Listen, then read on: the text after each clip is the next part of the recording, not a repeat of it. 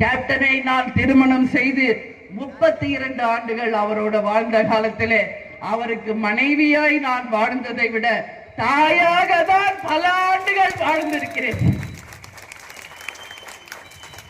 அவரின் தாயாக தான் நான் வாழ்ந்திருக்கிறேன்.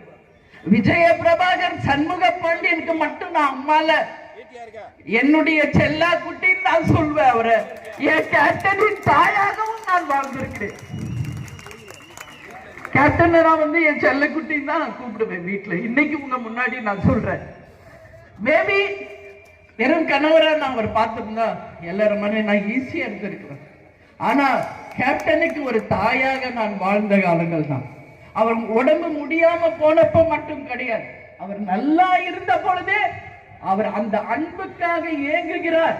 அவருடைய அம்மா பாசம் இல்லாமல் ஏங்குகிறார் என்பதை நான் உணர்ந்து கொண்டதனால் ஒரு தாயாக தான் கேப்டனோடு வாழ்ந்திருக்கிறேன். உங்க எல்லாருக்கும் தெரியும் கேப்டன் எந்த அளவு கடுமையாக உழைக்கக்கூடியவர் என்பது என் தாய் குலங்களுக்கு தெரியும்.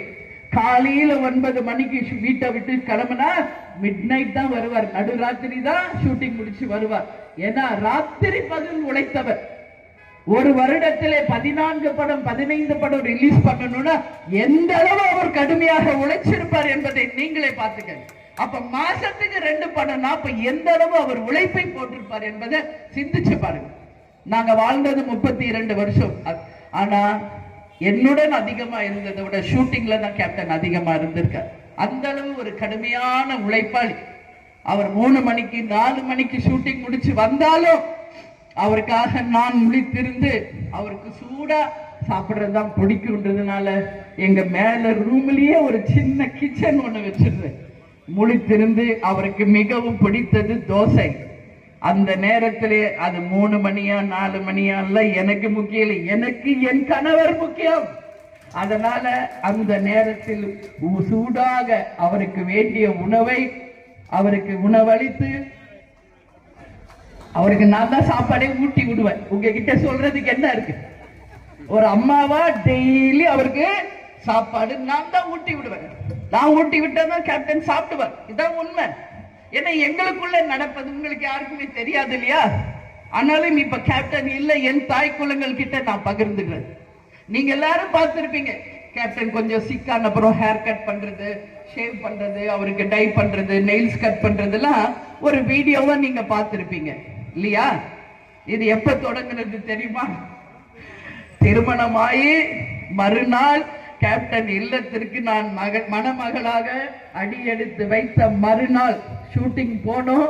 உனக்கு ஹேர் கட் பண்ண தெரியுமான்னு கேட்டார் கேப்டன். என்கிட்ட பண்ணுவேன், உங்களுக்காக நான் என்ன வேணாலும் பண்ணுவேன்னு சொன்னேன்.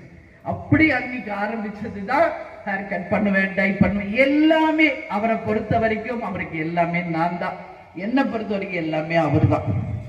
அந்த மாதிரி ஒரு புரிதலோடு நாங்க வாழ்ந்ததினுடைய விளைவு என்னால் கேப்டன் இல்லை என்பதை ஏற்றுக்கொள்ள முடியல. அவர் சொன்னார்ல இப்போ அர்த்தநாரீஸ்வரர் அப்படின்னு சொன்னாரு. அவர் வாழ்ந்த காலம் அவரோடு நான் இருந்தேன். இன்னைக்கு ஏன் கூட தான் என்னுடைய அர்த்தநாரீஸ்வரராக என்னுள்ளேயே என்னுடைய கேப்டன் இருக்கிறார். என் உள்ளேயே ஏன் கூட தான் இருக்காரு. இதுல எந்த மாற்று கருத்துமே இல்லை என்பதை உங்ககிட்ட நான் சொல்றேன். அது போல ஒரு கட்சி ஆரம்பிச்சாலும் ஒரு கொடி அறிமுகப்படுத்தினாலும் அது என் மக்களுக்கு பயனுள்ளதாக இருக்குமா என்பதை யோசிச்சு தான் கேப்டன் செய்தார்.